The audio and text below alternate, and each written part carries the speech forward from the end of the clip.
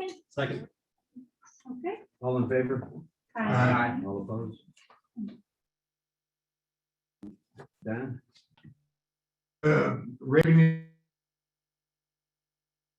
We were 11,000 in admin to the good, and 7,812 in job operations to the good, which is bringing us at this point 250,072 over budget. Payroll is okay. We were over budget by about $2,000 this month, and we're currently running about 12,000 for the year. Operating expenses under budget by $14,011. Capital spending this month was in the month of September rather, was 30,000 for partial payment on the docks that they're now working on, and 7,000 to fix the drainage problem at the tennis courts. Any questions? Thanks, Dan. President's report. First, I'd like to welcome our newly elected board members, Rick Marsh, Bill Hines, Chris May, and last but certainly not least, Don Harmon. The board is now at full capacity. In a very short time, we'll start working on next year's budget, which will be fun for everybody. On Saturday, September 30th will be the trunk or treat plus the chili cook-off. Please be mindful of all the kids that will be at the beach during this event. Please try and have your, for Halloween, please try and have all your guests in by 5 p.m. on Halloween night. The spa will be closing Magnolia and Plantation down by 5:30. No one will be allowed on the streets after 5:30. Of course, residents will be permitted. We have been very fortunate that no one has been hurt with all the people that drive up and down Magnolia Drive. They're all age groups that travel the roads inside Fairfield every Halloween.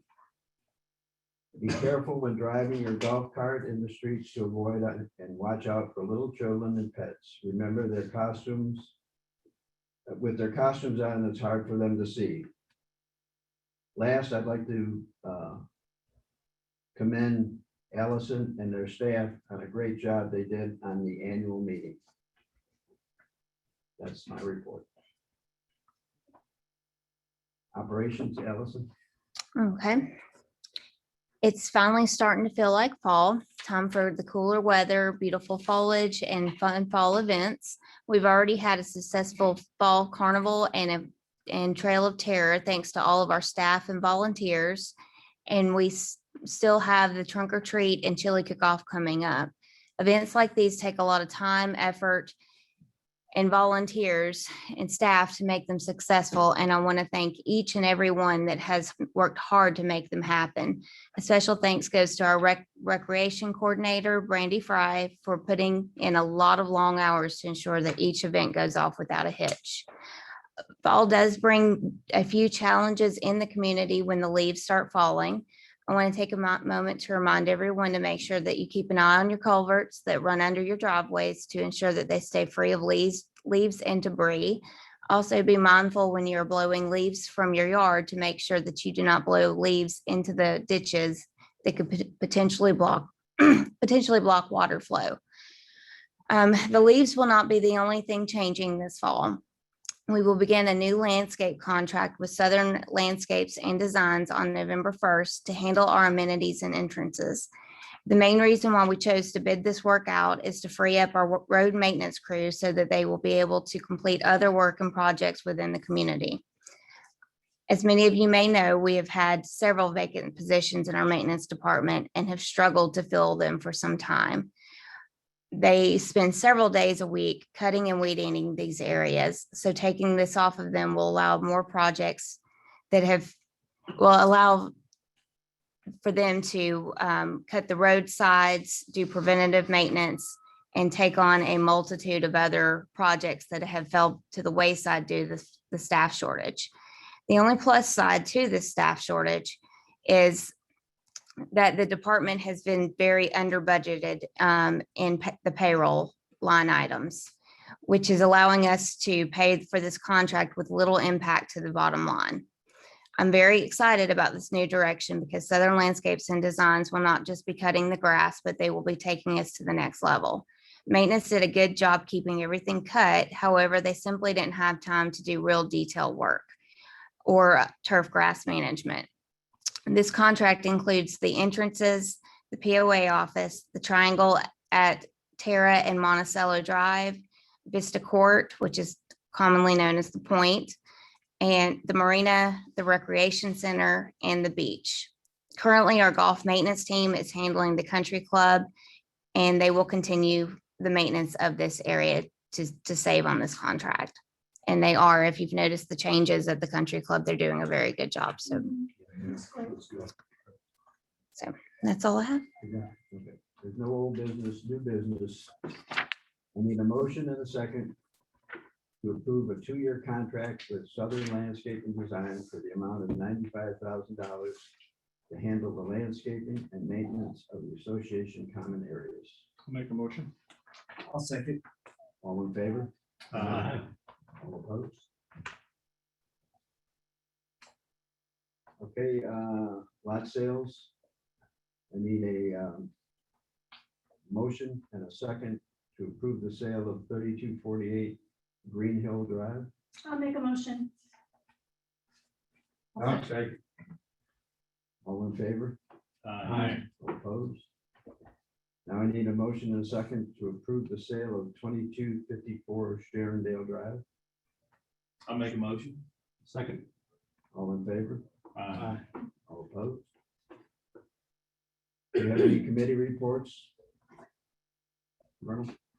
I'll bring up what's in the front of the Plantation Press. I think it says it all. You've seen this graphic, time to vote. This is relating to the declaration of restrictions. I've been saying this now for 4 years straight, I think. The DOR, we didn't reach a quorum at the time of the first go around, so we extended the period until the 31st of October. Because this is a request for consent and not a vote, we can extend until we get a quorum. So we intend to do this. The reason being, if this thing is not going to go, or if it's going to go, I would rather it would go through votes and not apathy. So take the time to vote one way or the other, but vote. Please get involved. If you don't think you've got a vote or a ballot and you can't find your ballot, or you need a new ballot, you can come to the POA office and they'll give you one. Even if you send it in again, the auditors will make sure the votes don't count twice. This is not Fulton County. So please get your DOR vote in. We need your support. Thank you. Tell your neighbors.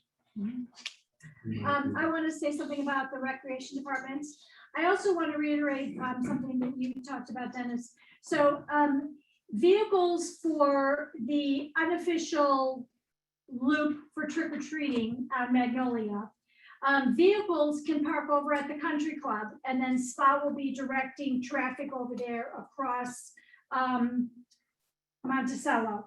So to keep it safe, but we're going to be shutting down the roads so that cars aren't coming in and out. So if you are going to have parties, which we all have been to the parties on Magnolia Loop, and they're great, but try and get there before 5:30, because we're going to try and shut the roads down to help with kids walking in the street and pushing strollers and dogs. And I mean, I bring my dog too. There's a lot of people and animals and elderly walking. So we want to shut the roads down. So get there early, number one.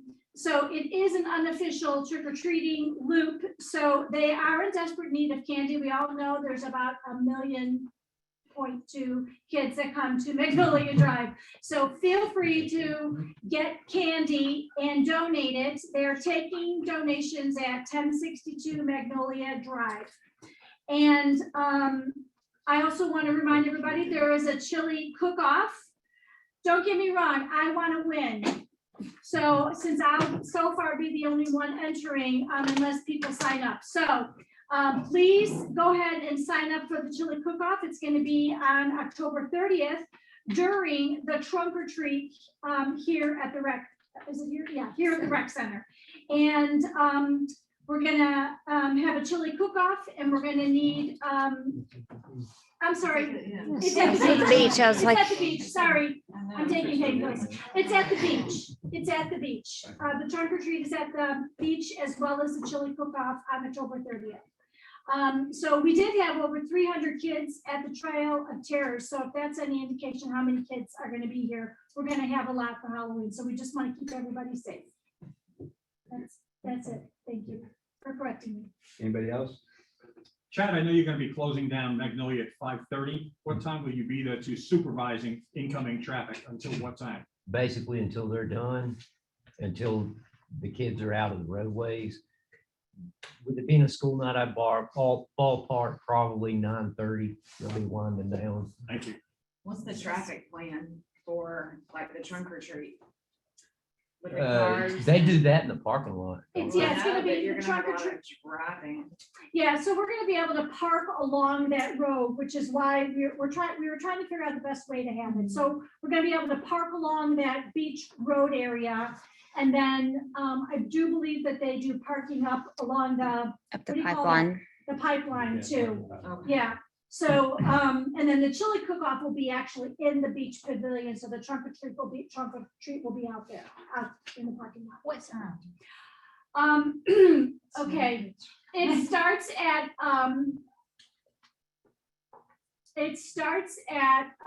11. 11 to 1. Okay, I'm sorry, 11 to 1, thank you, 11 to 1, but the chili cook-off is from 12 to 1 or something like that, so, yeah.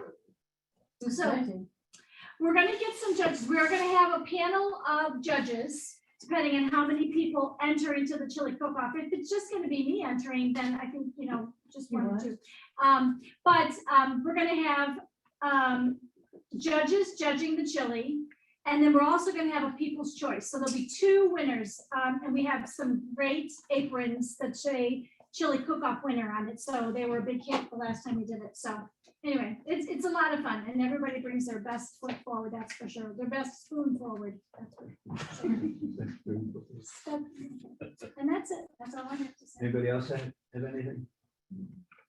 Okay, I need a motion and a second to adjourn. I'll make a motion. All in favor? Okay.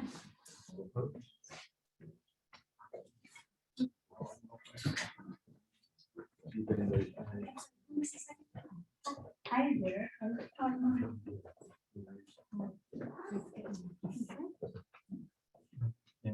Nothing? Okay. We thank you for coming. Yeah. Thank you. Did you sign up? Signed up where? I came in the back. Yeah, that's where it is. It's in the Oh, back. shit, so I can't say anything? You can. Oh, yeah. Sure. Sure. What do you want? Go ahead. I can't stand up. Okay. Okay. I want to discuss the speeding issue again. Last time at the main meeting, I brought it up. I could stand up then, but I brought it up, and I brought up the issue about people blowing it down from Burford Court down into Foster, and then the other way around. People just don't obey a reasonable amount of speeding or speed. I've talked to Chad on many occasions about this. Enforcement is not the issue. I mean, Chad can't be everywhere. And he set up areas, he set up speeding and what have you, and it's just not working. The solution, and this is my opinion, and I'm hoping shared by others, is that we need a stop sign at Burford Court. That will allow people going up the hill to stop before they start blowing it around the other way. And people coming from Burford Court down to Foster don't have already a 40 mile an hour head start. I've almost been hit when I back out of my drive, I live on Lakeview Parkway, obviously, where somebody is coming over the top of that hill and they don't, they are not expecting me to be backing out. And all of a sudden they have to slam on their brakes. I mean, you could see the tread marks coming down that way. There are two major culprits that I have talked to Chad about. There's a green motorcycle and a Harley motorcycle that the guy doesn't wear a helmet anymore. And these people will hit probably 60 miles an hour plus before they get to Burford Court and then keep going around. This is ridiculous for people. I mean, Chad has indicated that it's a 35-mile-an-hour zone, and he will normally give 5 miles an hour. So we're looking at 40 miles an hour just coming down that hill, and something needs to be done. I had asked at the big meeting that something be done, and it was referred supposedly to you, along with, I had asked for some additional handicap spots. I never heard anything, and I have not seen anything that tells me something is going to happen.